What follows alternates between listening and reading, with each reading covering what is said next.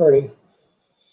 Hey, good morning, everybody. Welcome to the first Cars and Coffee of 2021, and wishing you all a happy and hopefully a better new year than last year. We made it through, don't know how, but we're going to keep chugging along.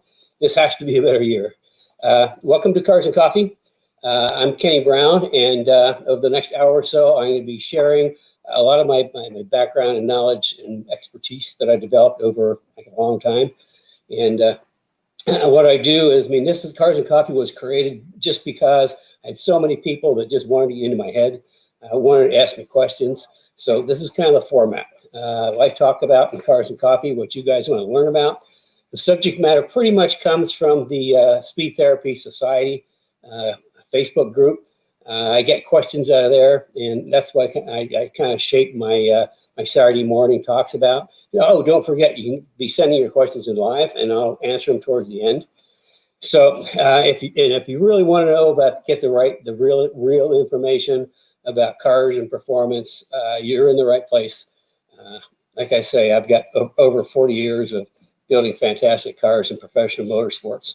Also, as a side note, 7 national championships in SCCA Pro Racing, racing Mustangs, which, I'd say that's pretty good cred. So what are we going to do today? Okay, we've got kind of an interesting morning lined up. On the tech side, Rich said he gets a lot of questions from people on my alignment specs, that why they're different from factory and why they're different from anybody else. Experience is the best thing to say. And we're going to talk about that a little bit. And then we're going to do a little trip down memory lane.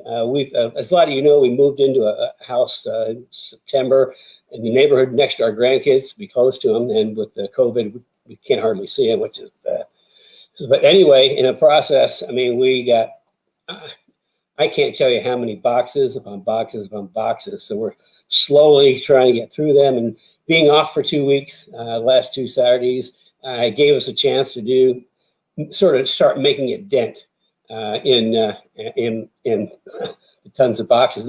Anyway, what I'm getting to in the process, we ran across a whole bunch of memorabilia. So I thought it'd be kind of cool to kind of just show you guys something we ran across. And oh, you're probably wondering about the artwork today. Well, it's really not artwork, it's a photo. This was actually Carrie's choice. We unearthed this. This is me in the Red Rocket back in 97, maybe. That was a car that was in like lots and lots of magazines. We did a ton of supercharged Cobras in 87, 88, 89. And we, like, the base version was the C4S. And then what would happen is, because the pistons are so weak in the mod motors in those years, that if you had what they did is they moved the ring lands all the way up to the top of the pistons, and they weren't really, the OE type pistons, and the top of the ring land, top of the piston was super thin, and if you got any kind of bad gas, any kind of detonation, you burn a piston and you poof, the motor be gone. So what our answer was, when we had people burn up motors, not in their own accord, they were just because of gas. Because back then we didn't have the level of calibration we have today. All we could use is fuel pressure at that point to increase the fuel for the supercharger. Anyway, what I'm getting to is what we do is we rebuild them. We put in forged rods and forged pistons, and we overbore it to 289. We thought that was kind of a really good number, because they're, that has some real history behind it. So then they'd be called the 289 RS, and that's what the Red Rocket was, a 289 RS. And we actually broke that motor at Pocono doing a filming for Motor Week. We discovered something very interesting that we carried forward, is that coming off the big banks of Pocono and diving down into the infield, really, really hard deceleration because of the downhill and braking. We spun some bearings. And when we got back and started talking to the engineers at Ford, essentially what happened is, under super hard decel, all the oil wants to slosh up out of the pan into the front cover. Well, once it gets there, the timing chain becomes a really effective oil pump, pumping all that oil up to the top of the motor and oil starvation.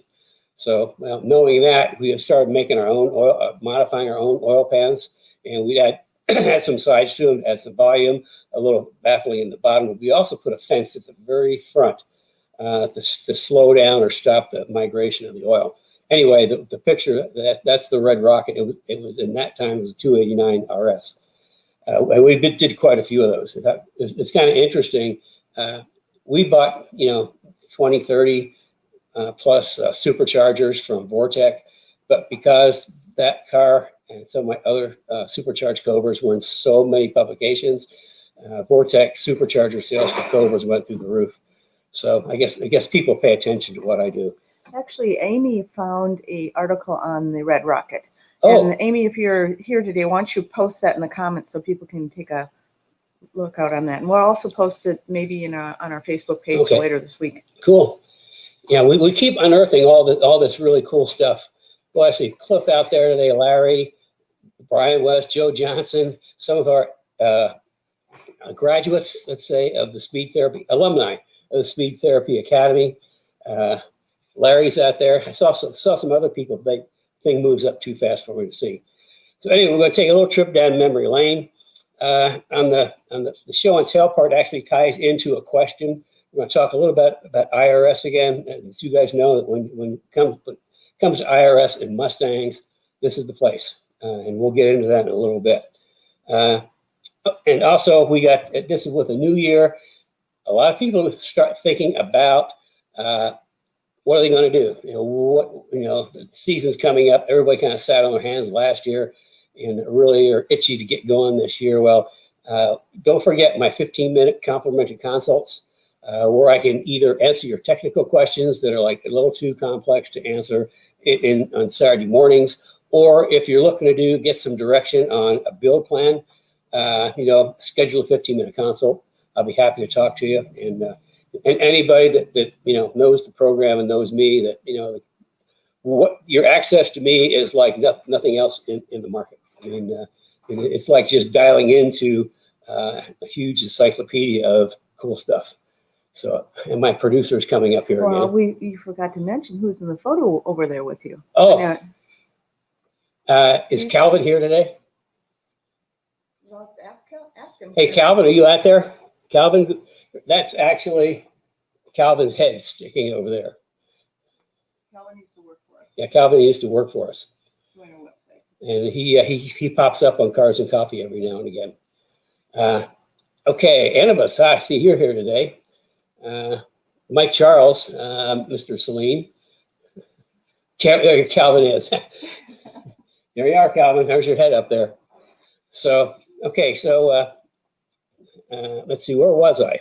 Oh, 15-minute, we can do some planning. And then remember the questions, the core of the questions come from Speed Therapy Society. If you're not a member, please join. There's amazing, cool stuff. Probably should do a shout out to Brad over the holidays on the Speed Therapy Society or Facebook? No, on Facebook. Facebook. Brown he did. He came up with a whole bunch of information, all the famous drivers that I've worked with over the years, or they've driven cars that I prepared, and it's pretty extensive. He also came up with all the top 20 cars of all time that you've built. Oh, the top 20 cars of all time I built, yeah. And there's probably at least 500 serialized Kenny Brown cars out there. And to be a serialized Kenny Brown car, it has to have a specific group of chassis, suspension, wheels, tires, brakes. Remember that? And also then some performance added to it. But anything that's like a complete package that I develop becomes a serialized car. And we have like core packages at different price points. And from there, actually every single car is sort of semi-custom because we start with a base package that's in a specific price range, and then I work with you, and we get the content that's right for your application, your aspirations, and also your budget. So I mean, you won't find that anywhere else too. But that's how serialized cars become in existence. Steve Foley's out there, I see. Steve, we're getting pretty close on the what for your rear suspension. We should be doing some more test fitting next week. We're getting close. When we get there, I'll let you know. and keep everybody else hanging. It's just too good. But we'll, for the rest of you, hopefully mid-month in Speed Therapy Society, we'll have a special event to talk about my new ground shaking rear suspension that we've actually have filed a patent on. So that's Kenny Brown Speed Therapy Society. Kenny Brown Speed Therapy Society. You need to make sure to say, because there's another Speed Therapy Yeah, Society. I guess there's another Speed Therapy Society trying to move in our action, I think. No, I think we were moving another action. No, we'll call it the other way. Okay. But anyway, Kenny Brown Speed Therapy Society. It's a private Facebook. Private Facebook group. So anyway, yeah, let me know if you want to build something or if you have some technical questions, just sign up. You find out pretty darn easy to talk to. Let's see what we have on here. I'll answer your questions, and I'm going to get this without you telling me. If you're just joining us, I'm Kenny Brown, and this is Cars and Coffee, where I share my 40 plus years of professional motorsports and building incredibly cool cars. One of which is back there, that my own personal 289 RS. It's a '97 Cobra. We did a lot of 4-valve stuff back there. And watch parties. You can start a watch party right now by clicking the button in the upper right-hand corner. Okay, upper right-hand corner, click that button and just invite your friends. That's starting to be a very popular thing. We have a lot of people doing watch parties. If you think your friends can benefit from some of the things that I share, please have them join us. The more the merrier. And don't forget those thumbs and little heart-shaped wrenches. Let's see. Oh, and if you're not subscribed to the newsletter, please subscribe to the newsletter, because we are actually making some changes, and we're going to make it more of a newsletter for 2021. And anyway, it's on the newsletter list. Has already seen the changes that we're initiating. Chuck Foley's there. Let's see. So Facebook group, flip over. I already talked about the artwork. That was it's like writing the picture, how to get away from that. That's something we uncovered. It was wrapped up in a big sheet, and Carrie decided that was her choice for art for this month, for this week anyway. So let's get into some of our questions. I mentioned we're going to get into IRS, and Douglas has asked about IRS wheel hop, front suspension, including straight line grip while not compromising handling if possible. Okay, when it comes to my IRS packages, suspension packages, that would be AGS 3.5. AGS stands for Advanced Geometry Suspension Systems. And 3.0 is the SN95 cars, and 3.5 is 99-04 Cobras.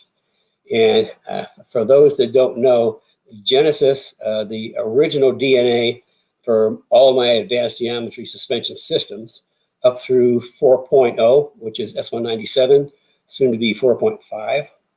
It goes all the way back to the 86, 87 Celine, our endurance cars that I engineered, built, and managed to 4 national championships in SCCA Pro Endurance Racing. So anyway, that was the start of the AGS systems, and we talked about that and other times. I won't get into that, about how I worked with Mike Jones at Ford to come up with some geometry changes for the front. It was pretty crafty in how I actually did that. But anyway, that was 1, and then 2 was the fixed strut, and 3 we had like the Track It Plus in the back with a panner bar, and then 3.5 was the IRS. And I've got so much experience with IRSs. If we could pull up the first picture of our presentation.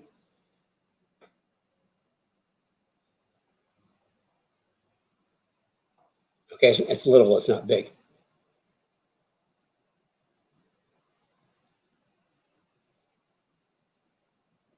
There we go. Okay, it was really weird. I ran across this yesterday, and this is a Triumph Spitfire, and Triumph Spitfires have IRS. And in fact, this is what I worked on in the 70s. Was I did a lot of open wheel SCCA cars, and they all had, you know, open wheels and Formula Ford, Formula Atlantic, Formula V's. They all had IRSs in the back. So, I mean, it's something I work with a lot. But I love this picture. It's a Spitfire, and it shows just the what can happen with an OE type IRS when you're trying to go around a corner. And you can see that you know, the rear wheels are doing funky things. In fact, they acted a whole lot like the swing axles on the Volkswagens and the Formula V's that we did. So, you know, I mean, that's what I worked with back in the 70s. So, you know, I knew the good points and bad points of IRS. And that's what when IRS came out in '99, you know, the Mustang world went into apoplexy because they were just, you know, like straight line, live axle guys. They didn't know what to do with it. Well, me, I knew exactly what to do with it. I fixed it, so it works. So anyway, we could take that down. I'll get back to my talking about IRS. So, okay, here's the thing. You want to improve handling, straight line grip handling, improve straight line grip, but not compromising handling if possible. Well, I mean, that's not a problem with AGS 3.5, which is the rear grip, the front grip kit. Handling is improved dramatically. Straight line performance is improved dramatically. What I do in a geometry just changes everything. In fact, the stages we go through on the IRS, because people call us all the time. IRS is getting really popular, by the way. It's making a big resurgence. A lot of people are putting them into SN95s that don't have IRS, and also Fox. There's a lot of IRS going into Fox cars. And people think, well, doesn't that add a whole lot of weight? Well, yes and no. The IRS by itself is pretty heavy, but we take we change it to coilover suspension and tubular control arms. We take like 40 some pounds out of it, which only makes it, you know, not that much heavier than a live axle when we're done. So anyway, getting back to, you know, how do we go about, you know, wheel hop? The reason there's wheel hop is because there's mushy bushings is the best way to put it, and not very much anti-squat. And soft springs and weak shocks. Well, what happens is you know, the tire will grip, and as it grips, it'll like move things in the suspension, and the move so far, then it'll let go, and that's when the wheels start hopping. And with the soft factory OE springs and, you know, street type shocks, there's just not enough there to control it. So I mean, you know, controlling wheel hopping, it starts. We have a plan. It starts very basically. And step one is what we call phase one in the front grip. And we do a couple of things. First, we add a forward torque brace. Now, where the differential is, the forward torque brace from the factory is, it's kind of pretty much thin, wimpy tubing, and it's just squished at the ends. So it moves a lot. As you can see, there's no bends in here. It's just straight tubing, and it's just solid as a rock. Then the next thing we do is we get rid of the bushings from the differential, get rid of those rubber bushings. And I've come up with something that's pretty cool. It does like multiple things all in one package. This is our, can't see it very well. There you go. That is our aluminum diff bushing kit. And this is what it kind of looks like. And you can see that there's the main body. Now, it was originally designed with all these washers on top. But what we found is that we can use these to adjust the pinion angle. So all the cars we do, we put the washers on the bottom, and the differential sits like right here. These washers do. Why do we add pinion angle? Well, back in, I can't remember, 2000, somewhere in there, there was a problem with the Cobras with driveline vibration. And we had one customer that had been, I think he was like from Kentucky, not too far away, had been in the dealership multiple times with the vibration. They replaced the drive shaft, they replaced this, they replaced that. Vibration was still there. He brought it to us, we put these in, increased the pinion angle, poof, vibration was magic, went away. But the other thing that this does, it's a solid mount, so the differential is not going to bounce around on rubber. It's going to be mounted hard to the forward torque brace.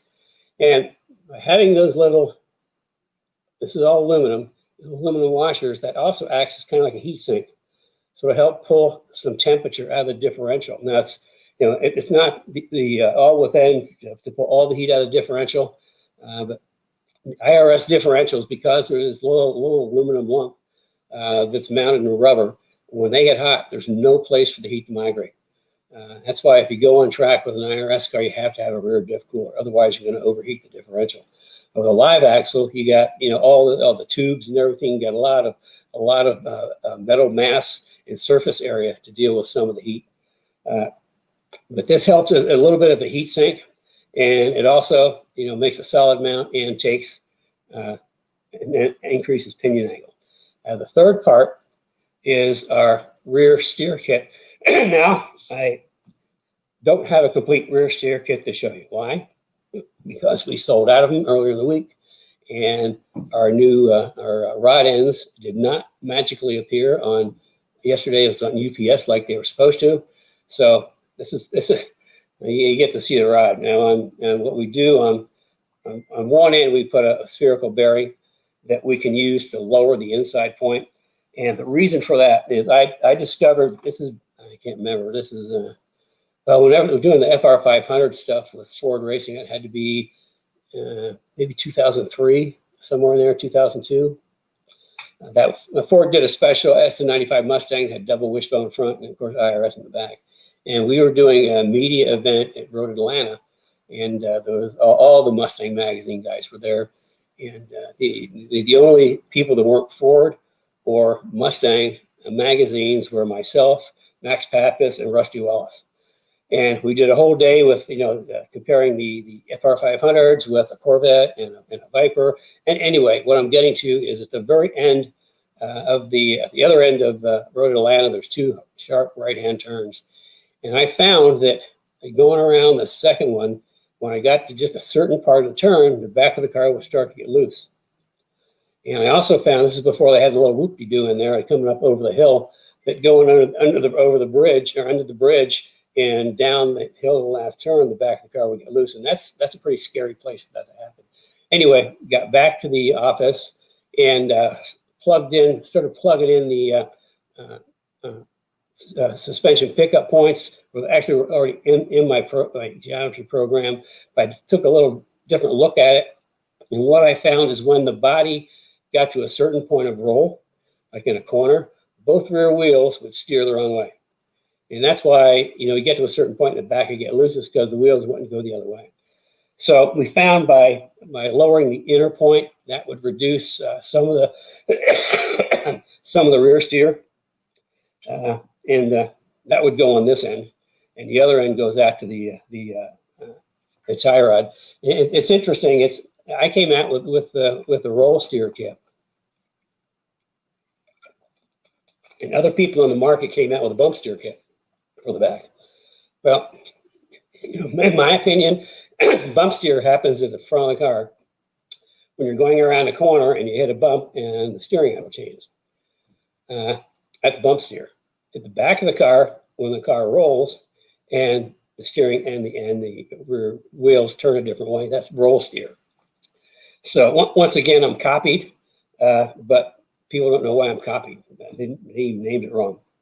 And they actually put, I think, like a rod end on the outside with washers and things. And the outside, oh, by the way, the outer tie rods, they're no longer in production for Ford. We talked one of our major suppliers into building them, so we have outer tie rods available. But as you can see, there's not much room out here. I mean, it's to change the outer point. I mean, you have to move it up quite a bit, and I just don't see how they can get that done out here. That's why we went on the inside. We actually improved that in level 4. Anyway, that's kind of level 1. And that starts to improve the grip. That takes some of the flex out, hard mounts a diff, and helps with the rear steer. We also have people tell us that it helps in straight line. They say that on the dyno, you can actually see the wheels move in and out without it. And when you put that in, they sort of stay straight.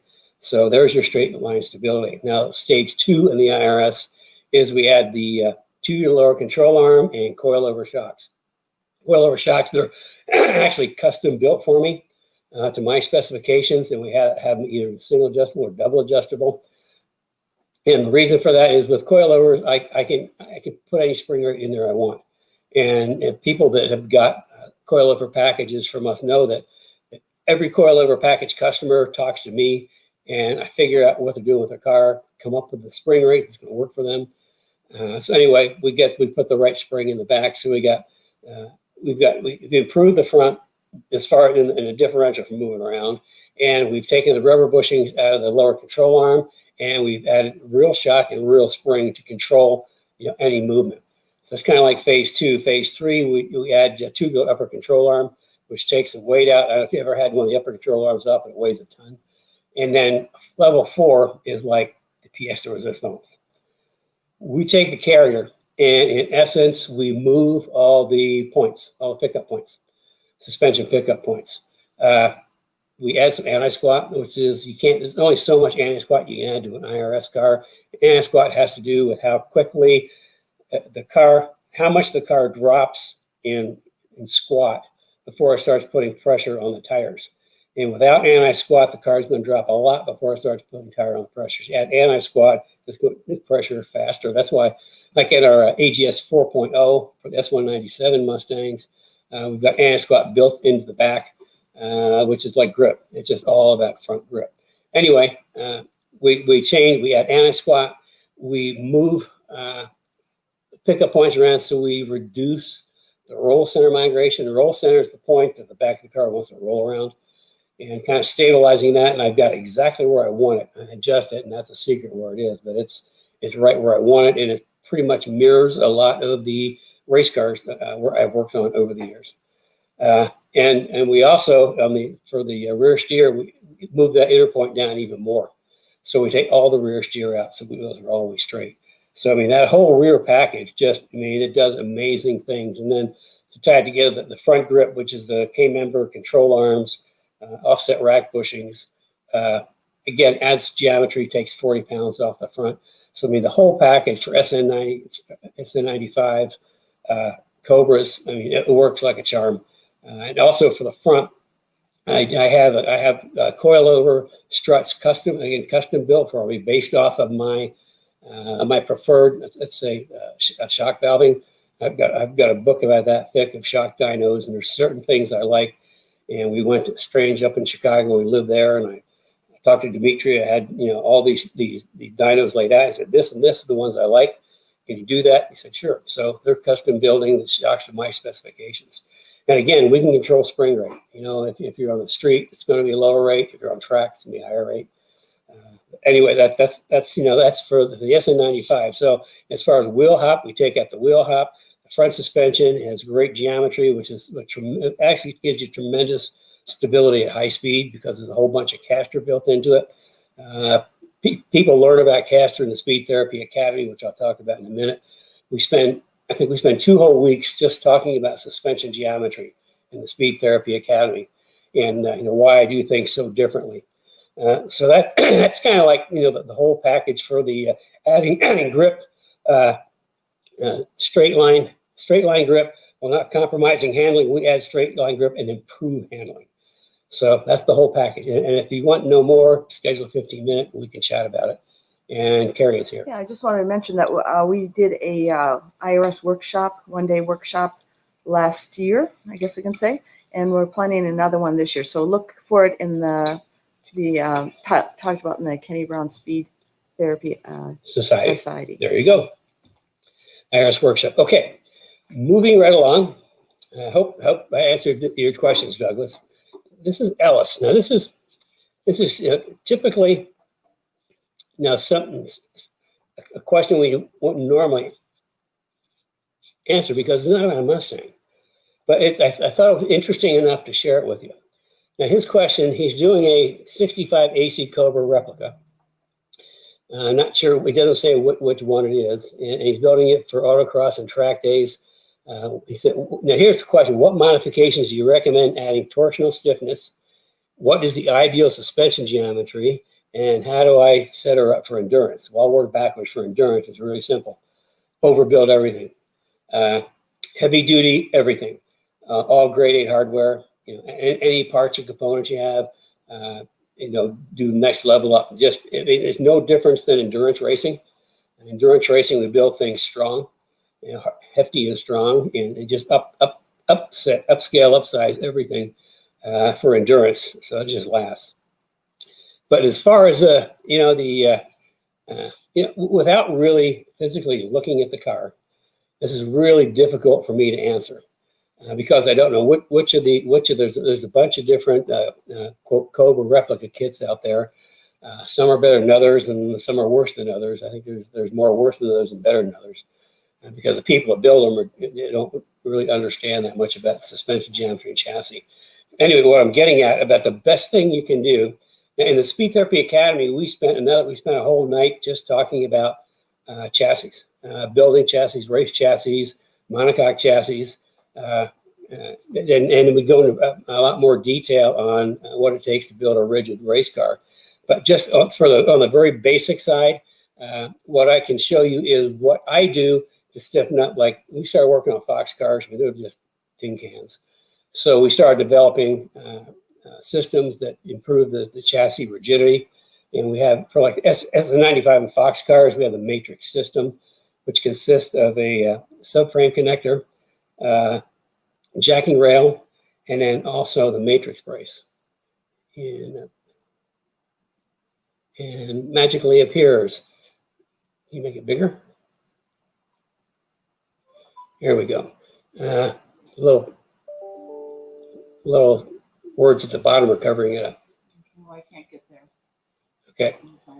Okay. Anyway, this is the matrix system, and you can see this is the subframe connector that goes from front to rear subframe connectors, and we actually improve that by adding the double cross with the originators of this type of subframe connector, which has been copied by a lot of people.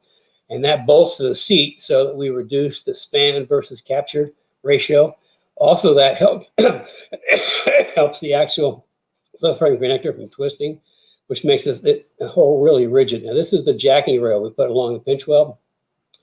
And that way you can jack the car up anywhere along that pinch weld. And we kind of developed that back in '86 for the Sling race cars, endurance racing. I mean, you're jacking the car up a whole bunch, changed a lot of tires over 24 hours and brakes and all that. So by putting the jacking rail on, we could just zip the jack under, pull the one whole side up at one time.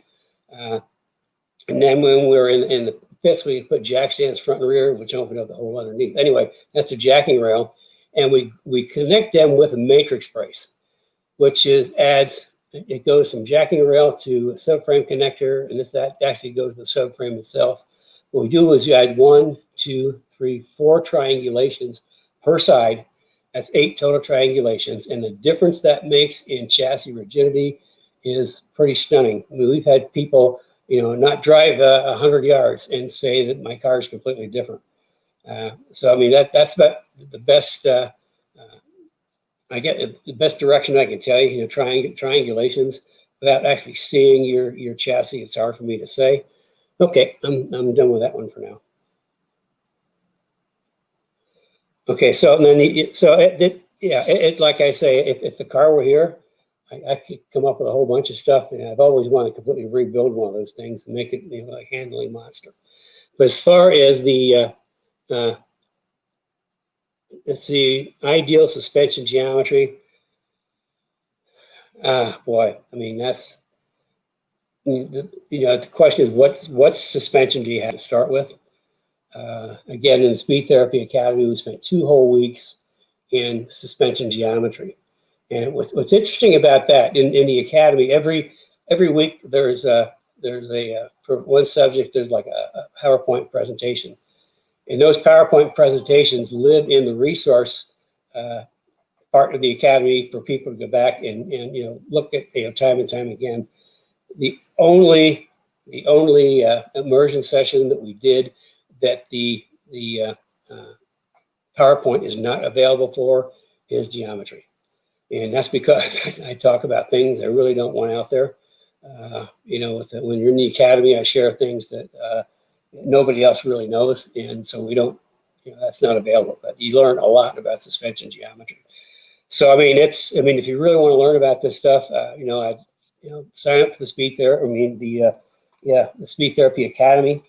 The next one starts first week of March. Now, we're originally going to start this week, but we had with the holidays coming up, we had a lot of people that they couldn't make it work. So we postponed. The next Speed Therapy Academy starts the first week of July. Boy, I'm getting way ahead of myself. First week of March. And it's 16-week course. And what we do is it's Tuesdays and Thursdays evening. And we'll take a subject like shocks or springs, chassis. And I'll do an entire, what we call immersion sessions, where we take a really deep dive. Things I talk about on Saturday mornings, we talk about in much deeper and more detail. So if you really want to learn about this stuff, join the Speed Therapy Academy. I know there's a lot of people out there guys out there that are alumni can attest to, the value they got out of it. So, I mean, that's about, the best I can do without seeing the car and knowing what's in there. Here's another good one. Bill, how do I improve handling on my boss? Learn suspension tips and setups and improve driving experience. Boom. The Academy is the best thing. But as far as handling, I mean, I've done all the research. I've done all the development, done testing. All you have to do is bolt on AGS 4.0, which is the rear grip. There's only 3 parts to my suspension: the rear grip kit, the front grip kit, springs and shocks. Every single piece in AGS 4.0, the rear grip kit, the front grip kit, every single piece has a positive impact on suspension geometry. We don't take one part off and put it back on. It's nothing more than a pre-OE replacement. Every single part has an impact on geometry. And we'll probably should get into that in more detail another Saturday. More people ask about that. But you just bolt it on: front suspension, rear suspension, springs and shocks. And I'll help pick the spring rate that's best for you and doing something wrong. We're going to be doing a workshop on S197 too. So. Oh, Carrie says we're going to be doing a workshop on S197 too. So, okay, I'm going to kind of go out of order here. Carrie said I should do the memory lanes, Kenny Brown finds. Well, something really interesting happened this past week. Aside from unearthing a lot of stuff that was in back, I had a guy call me and said that he was looking for information on a Kenny Brown Celine, serial number M90-004E. And I went back and it was the E stands for Special Engineering Project. And he asked me how many Celines we did back then, and I knew it wasn't a lot. But here's the thing: I went back and looking that up. It just my trip down memory lane. Just in 1988 was the year after Celine. I mean, we did a lot of cars, but in '89 we were starting to do packages. That's when we started to serialize, the better cars. But just in 89 and 90, okay, we serialized 3 Kenny Brown Celine Mustangs, 3 Kenny Brown Town Cars, 9 Kenny Brown Lincoln Mark 7 LSCs, Aerostar, Sport Ranger, Taurus SHO, Thunderbird. I mean, everybody thinks of me as just a Mustang guy. The types of different cars that I've worked on over the years is pretty extensive, which brings me to something we stumbled across in the basement. This is from December 1988, Trucking Magazine. Okay, sports car with a bed. Remember I said I built sport trucks. St. Louis, we built Rangers. We built racing Rangers for the Celine truck program. We had other people want sport trucks. We built sport trucks. And another we ran across, which is from the same era. This is Mustangs Illustrated, winter 1989. There you go. Rocket ship. It's always back. Rocket ships built to order. And remember, there's me standing next to an engine dyno. Remember I said I was an engine guy? Well, I really was an engine guy. So, I mean, it's just, a lot of these people out there that kind of protest that they're experts and know what they're talking about. asking what they were doing in 88 and 89. I was getting, building cars and putting them in magazines. And another one we ran across, this is another cool car. This is our 2000, what is this, 2003. It's our 2003 World Challenge Mustang Cobra, World Challenge Cobra, okay? The same suspension pieces that are on the AGS 3.5 for 9904 Cobras were on this car. The only difference, obviously, was racing shocks, much higher spring rates, and then we switched out the urethane bushings to Delron for racing. I don't like Delron on the street. So anyway, that's a little trip down memory lane. And I think we're going to probably pull more of that up as we unearth it. Just to show, hey, I'm not a one-trick pony, and B, I've been doing this for a really long time. Why don't you have everybody comment if they like you showing the memorabilia or if they want us to continue showing that once in a while? Carrie said, if you want me to start show a little memorabilia every now and again, throw it in the comment, the comment column, and if you like it, then we'll keep doing it. And like I say, 40 years, the last since 1986, I pretty much focused on Mustangs. But also, as you can see, I've done Crown Vics, I've done Lincolns, I've done trucks, Expeditions, Explorers. If it's a car, I know how to make it better, plain and simple. It doesn't matter what kind of car it is. Mustangs just happen to be like, what I became known for after winning so many races, championships with racing Mustangs. Let's see. Oh, love it. Definitely. Show it all. Okay. That sounds like you want me to keep pulling stuff out. So every week we'll pull a little bit of something extra out. Calvin says it brings back all sorts of memories. Yeah, Calvin was there. I mean, he knows. Okay, let's get our tech before we run out of time. And be sure, if you got questions, send them in. Because we're going to be getting to questions here in a little bit. I think Herstopher already sent a question earlier that I'll get to. Herstopher he's not only a Speed Therapy Academy alumni, he's a regular on Cars and Coffee. He also lives in Bulgaria. So for the Speed Therapy Academy on Tuesday and Thursday, sometimes Wednesday evenings, he would get up at 2 o'clock in the morning just to participate. So we've got our fans all over the world. So Rich keeps getting questions on alignment. We've got my alignment specs you can find in the resource area of Speed Therapy Society. If you go to Speed Therapy Society, you will find, how would you do that? You'll find my alignment specs. And the question Rich gets, why are they different from factory? First question, that's easy. Factory alignment specs are set up for fuel economy, tire wear, all the things that, just for driving down the highway. Well, we kind of drive down the highway on racetracks and on twisty roads, which means you have to make adjustments to the suspension alignment so that you get more tire contact.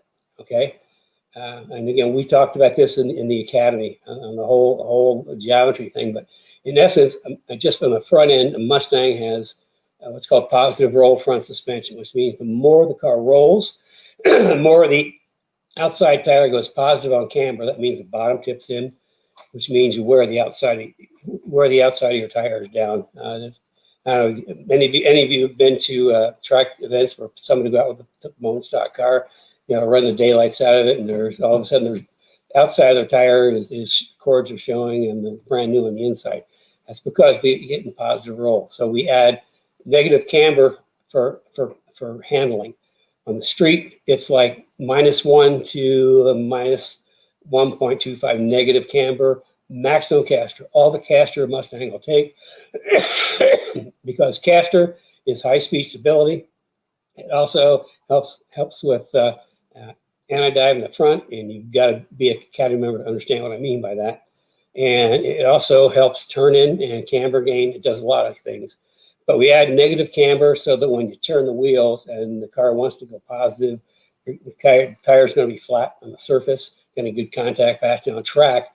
And we're running really high speed and the car wants to roll over more. We'll be running 2.5 to 2 3/4 negative camber typically on the hot side, and about half a degree less on the cold side. That's if the clockwise track, the left would be the hot side.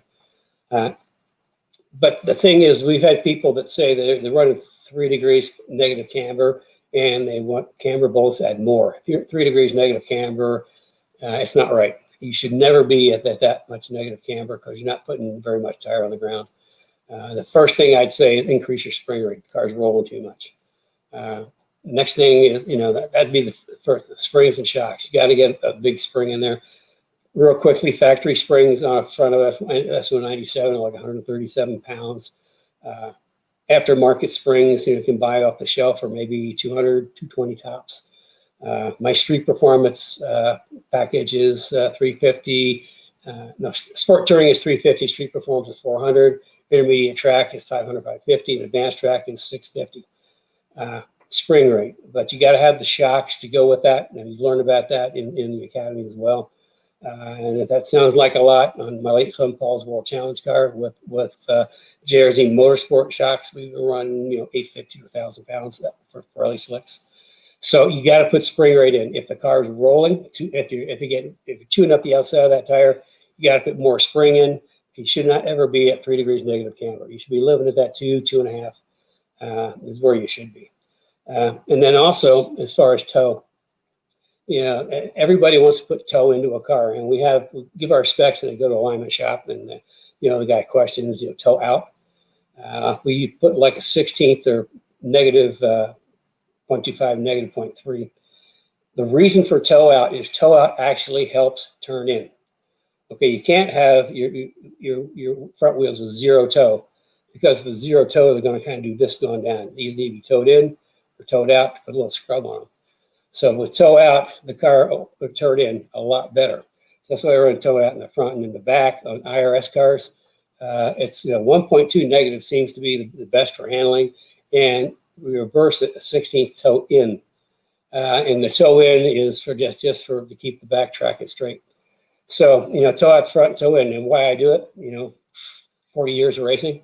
I know what works, and that's why it's different.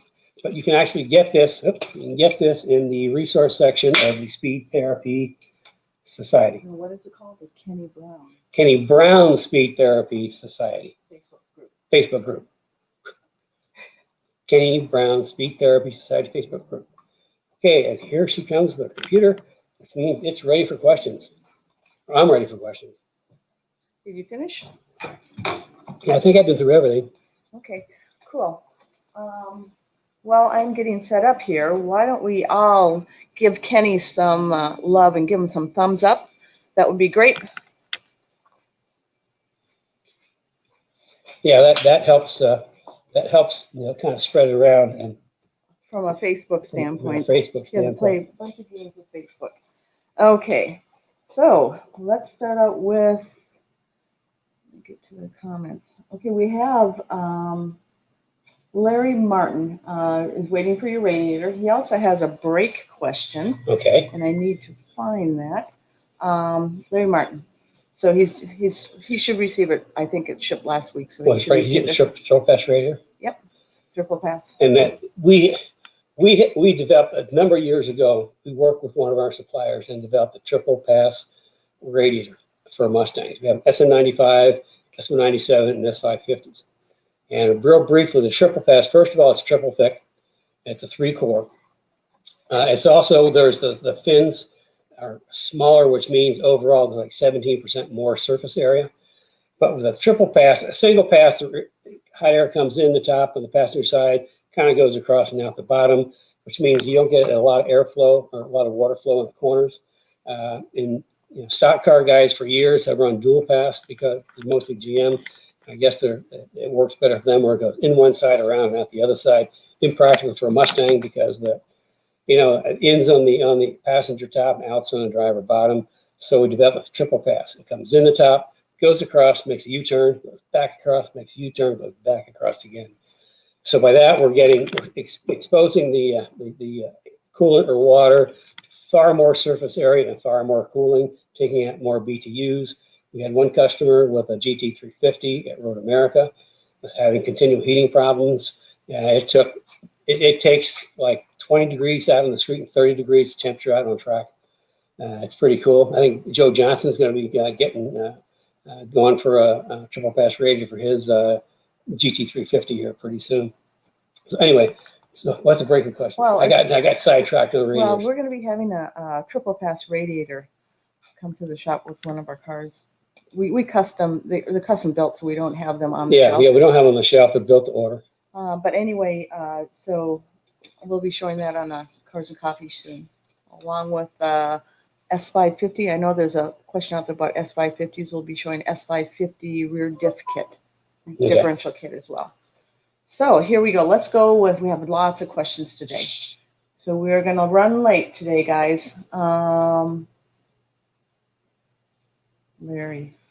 He has a wide body Fox that has 625 horsepower naturally aspirated. Wow. And weight is 2,900 pounds. He's running 1812 335 square, 1,000-pound front coil over springs and 300 rear coil over springs. What's the best brake setup? This sounds like it's a track car. Yeah, Larry, why don't you comment if it's a track car or just a super wicked street car? And do you want to know that first? Well, I mean, if he's running those type of tires, he's probably upgraded to 5-lug. And if he's 5-lug, then I mean, I got some really good brake options. For the front, if it's a street car, I mean, we've had a long and a very positive relationship with Bear Brakes, a very long relationship, and it is a track only. Okay, we got the brakes. If you've got SN95 spindles, 86 and newer, that's important. We've got the Pro 4R race brakes, and the Pro 4R is I want to do something with Bear that was really unique and specific to the Kenny Brown brand. And we started talking with Rick a number of years back at Bear, and we want to do something. Well, what happened back in 2011, my late son Paul in World Challenge went to the first World Challenge race with, it was a car we built. It was called a Boss S, but we built it before Boss S's were built, and Ford just tagged it Boss S so they could get the glory. But anyway, he showed up with really nice, the Bear 6-piston race brake setup. And the SECA looked at the rule book and said, nope, you got to run 4 pistons. So Bear went back and they developed a really nice 4-piston race brakes, which he used to dominate the series and win 3 championships. Anyway, talking to Rick, that had gone on the shelf. Had been sitting on a shelf ever since 2012. So we brought that out, and that was kind of at the foundation. But from there, we added every single feature that you would find in like a Brembo GTR race brakes, which are what, $8,800 an axle set. And we package this into, it's a 4-piston rather than 6-piston. 4-piston is lighter than a 6-piston. We get the same clamping force, but we also like lighten the caliper. You know, it's got all kinds of. We can send it. We can send you a brochure on that. But it takes the same brake pad. Okay, the same brake pad profile as the 6-piston race brakes, except we set it up so it takes a 25mm brake pad. If you work that out, that's 0.98 inch thick front brake pad. So I mean, that's the race brakes to have. We got a whole range of compounds. You're not, and you know, for the money, it's like $3,900, I think. You know, compared to same features as race brakes cost twice as much. And then for the back, if you're not running a C-lock or C-clip in the back, we've also got the rear profile arch for the rear. Although we run the standard six piston race callet or race pad in the back, that's for Hog the HP 122 profile and 0.71 thick for the back. So when we got the race brakes, you're not going to find anything better for the price. Also, the rotors are R-spec rotors. They weigh, I think, like 7 pounds less than normal rotors, but they cool better. So yeah, if you want really great brakes, that's set up a 15-minute. We can talk about it. I can get you some information. I mean, it's like major stopping power. Just think about a brake pad. It's an inch thick. I mean, not only will it last longer, but handles heat better. It does all kinds of good things. Okay, we've got lots of questions, so better hurry up. Is that what you're saying? Well, I think these guys need to get another cup of coffee or something. So here okay, you guys are in luck. I'm only halfway through my coffee because I've been talking so fast. So just a quick note, Zach is with us. You remember Zach photographs Maryland and the 25th anniversary. Hey, Zach. He's an awesome photographer. Awesome. If you guys are looking for a really good photographer, Zach is it. All the pictures that you see of like Maryland on the car's website. A lot of our other cars. And a lot of our other cars. Zach was the clicker guy behind that. In fact, let's see. Good. Okay, so here's another one from Jimmy Edlin from Perfection. Larry says S197 front, no problem. The Pro 4Rs we have for SN95 and S197. Okay, here's another question. When you were talking about that the IRS, you can put them in a Fox and a GT SN95. Any chance of installing an IRS in the S197? S197. I've not looked into that. It's a packaging issue. When doing like a whole IRS clean sheet of paper is a pretty labor and cost intensive project. And I just never looked into it. We start doing the math, the investment in R&D, you have to sell a whole lot of units. But I'm glad you asked. I've done something that will blow your mind as far as rear suspension. That's what we've been talking about. In fact, we worked on it for years, a lot of years. It's patent pending. We applied for a patent on it, and it just does things the rear suspension of Mustang that nothing else does. And we'll probably, hopefully by mid-month, maybe towards the end of the month, what we wanted to do, we actually introduced it first. As soon as we got the patent filed, we introduced it to Speed Therapy Academy guys, and they had the first opportunity to get that suspension on their cars, and just about all of them did. And then the next introduction is going to be for Speed Therapy Society people. And then at some time in the spring, we'll introduce it to the general public. But it is, let's just say we did like 2 years of prototype testing. And on one of our main test guy, races down in Texas, rough tracks, he drives like crazy. He just breaks stuff like, so we said here, try to break it. He didn't break it.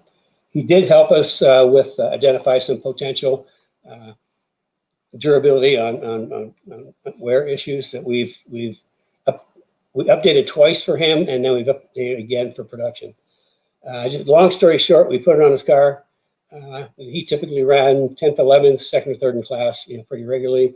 The first weekend was on his car, boom, third. Put him right on the podium at third. I had a long debrief with him, talking about how the car worked. I thought, man, we had increased spring rates. We increased the rear spring rate a lot. He took the car to Dakota, put it on the pole 3 days in a row. Won the first 2 races, was leading the third when he missed a shift or something and hurt the transmission or clutch, and he was wounded, but he still salvaged third. That's what this thing does. It's got a lot of people talking about it. The Academy guys know, and then the society people are going to know before the general public. So that will be coming up shortly. Yeah, and it's like, yeah, it does things. Yeah. It's like I say, it's years and years and years of work to get it. Okay, so here we go. Actually, Steve Foley's on today, and he's getting one. I was curious. There's a Chuck Foley also. I was wondering if you guys were related or not. Steve Foley and Chuck Foley, why don't you comment? Kenny will look for the comment. Okay, also here's another question. I'm losing my questions, there's so many. Steve Foley said, any chance of future track days with Kenny class once COVID is gone? I would say possibly. I mean, it's unfortunate right now. We're really, as a lot of people know, we had to, after our bad relationship in Chicago, we've had to rebuild this thing from scratch. So we've been pretty much focused on that. But yeah, I mean, I'm just itching to get back to the track. So at some point, I'm not going to make any promises, but at some point.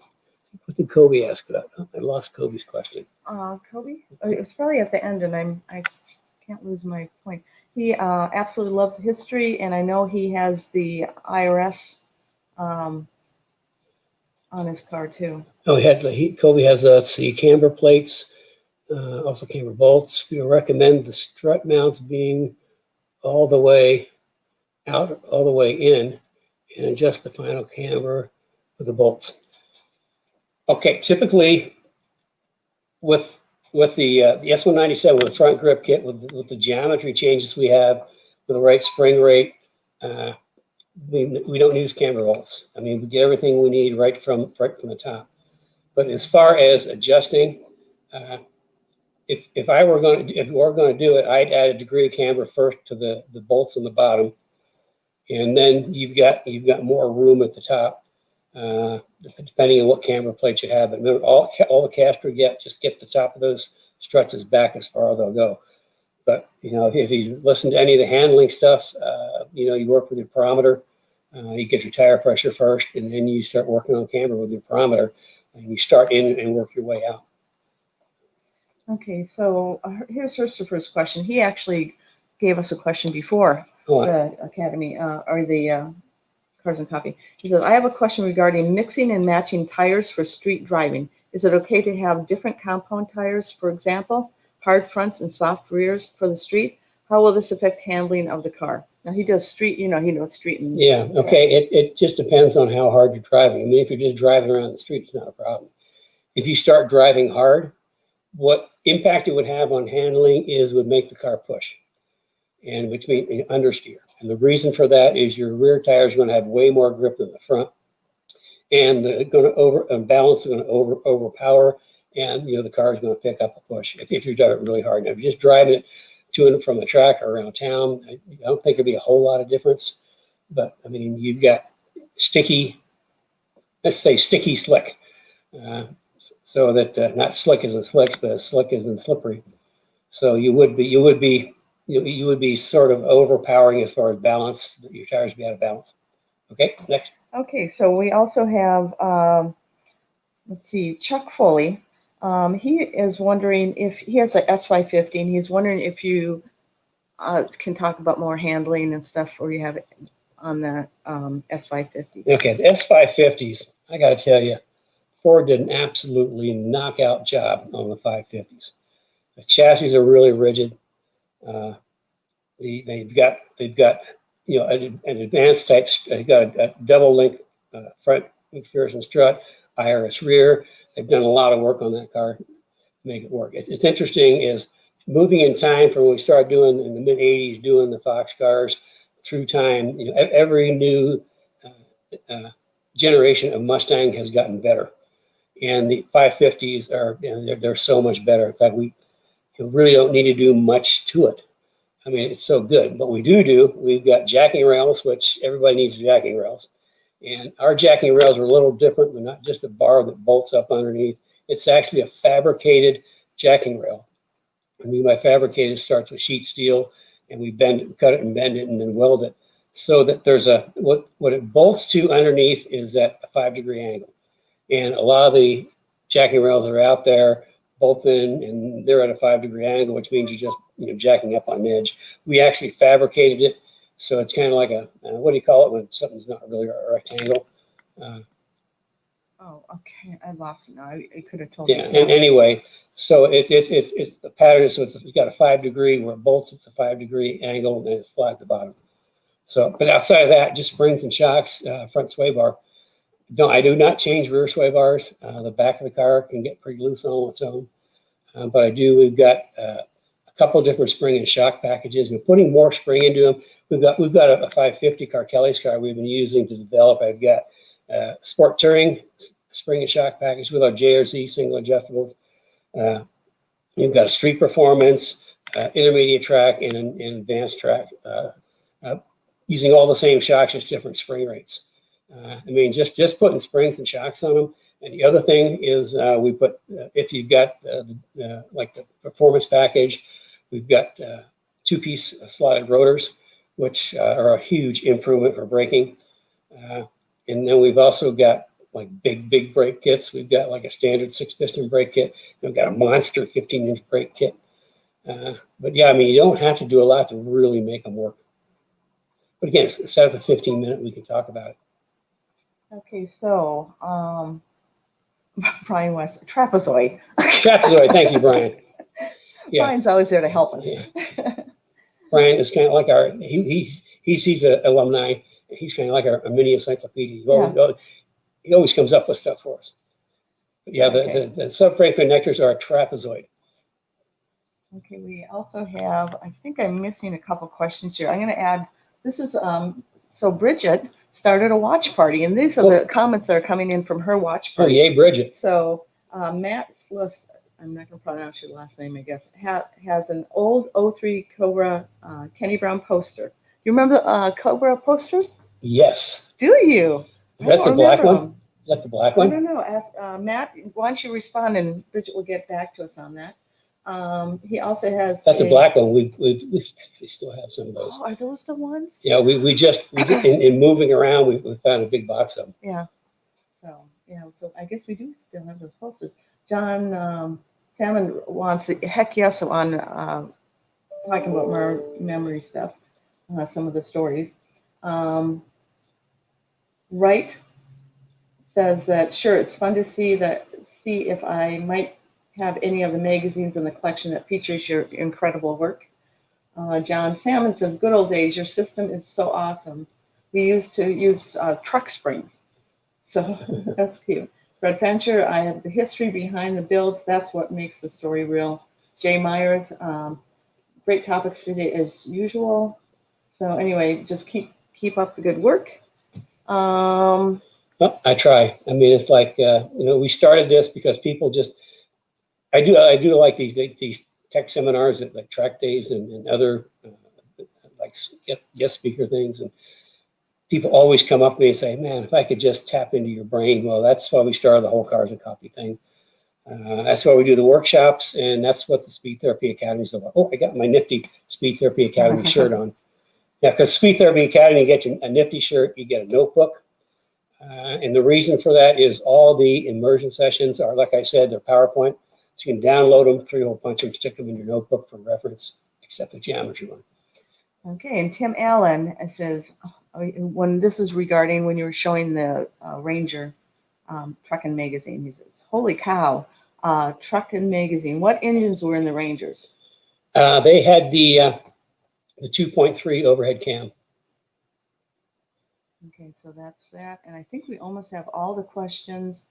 Lots of yes to the memorabilia. Steve Smith, Tim Allen, Brad Calvin, Chris Fergio, Larry Martin, Dave Robinson. He's been here with us every single show, and he's from Niagara on the Canadian side. Oh, yeah. Yeah. Maybe we should get a little gold star or something to send to him. Yeah, exactly.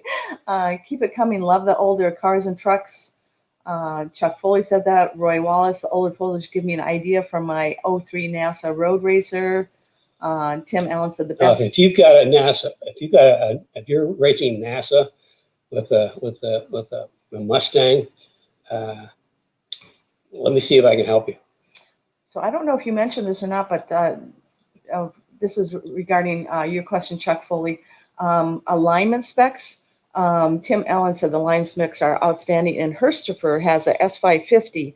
And all he did was, well, he's done a lot of things. Yeah. Why don't you tell us? Yeah, Herstifer, we got a little note from Herstifer that said that the biggest improvement he made to this 550 car, this is Herstifer in Bulgaria. The biggest improvement he made on his 550 car was using my alignment specs. I mean, they work. I mean, it's like the whole purpose of our program and why my S197 suspension only has front grip kit, rear grip kit only, you know, as a system is, I mean, I worked this stuff out over a lot of years. I've done all the engineering, I've done the development, I've done the testing. So all you have to do is bolt my stuff on and transforms your car. Okay, and Matt says that yes, he's gonna send a picture of the '03 Cobra poster that you have. He says it's on his wall in his old room at his folks' house. So anyway, I think that is it. I think. Okay, yeah. Tim Allen said he didn't get to use the graph paper, but he used every single sheet of the line paper you sent in the folder for and during the academy. That's cool. So anyway, I think that's it. We have a lot of really cool things coming up this year. We're gonna get into some cooling, diff Coolers, radiator coolers, and we're gonna be having some guests. That's gonna be a really cool show. Excited about? Oh God, I didn't even get that. Okay, okay. I think we need to end it. Joe Johnson has one comment. One of the greatest parts of the Speed Academy was the times Kenny brought in the experts on various systems, tuning, wheels, driving instructor, etc. Great sessions. Yeah. Oh, yeah. That's another part of the academy is we bring in. It's you know, I know what I know, but there's people that know more than me in other areas. So we try to bring in. We call it master class. You know, I know a lot of people in the industry, and we'll bring somebody in, and they'll do a whole evening. They'll talk like maybe 20, 30 minutes, and then it opens up for questions. The thing about the academy, by the way, it's not like this. It's not like Facebook or anything. It's in Zoom. So it's like when it's in Zoom, everybody's by there. I look out and I have like the Brady Bunch of everybody's there, so everybody can participate. So that's what's kind of cool about it. I mean, it's like you're right there in the room with me. And then we have the speed therapy. I mean, the master class comes in, and all our guys get to ask questions. That was a very popular thing. Okay, we're gonna cut this short. Well, I don't know if it's short, but just one more thing. If you haven't signed up for the Kenny Brown newsletter, make sure you sign up for it. It's some really great articles in there.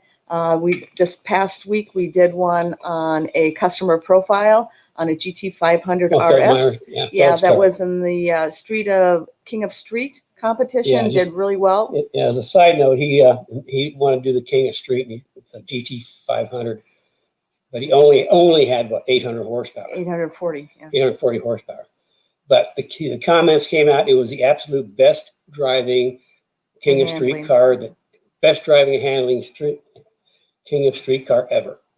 That's 197 suspension, front rear grip kit, springs and shocks. And they judge it on a whole bunch of things, and it was the most popular among the people at the event. So anyway, that is pretty cool.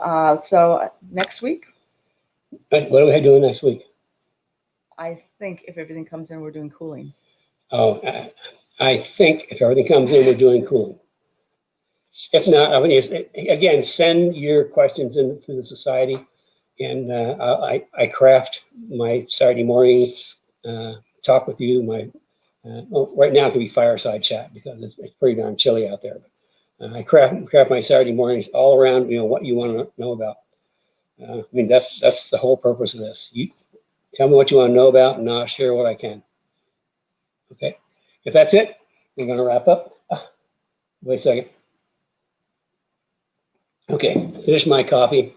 Now we can wrap up. So, okay, everybody, I get too wound up. Yeah.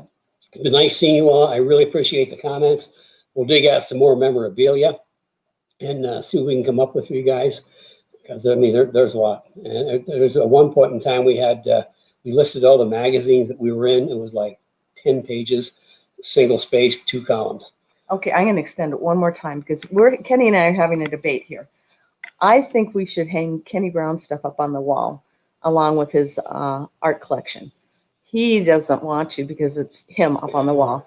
Let us know give me a yes if you want us. It'd be just distracting from this beautiful face here. Okay, anyway, give me a yes if you want more Kenny Brown artwork up on the wall. Okay, so, well, I think that's going to wrap it up for today. She's going to talk more Kenny Brown artwork, so it's time to, my coffee's gone. I hope you enjoyed it. I try to do the best I can, and well, hopefully we're going to have a really cool deal next week. Okay. But if not, yeah, send your questions in, and you know, talk about what you want to learn about. So until then, have a good rest of your week.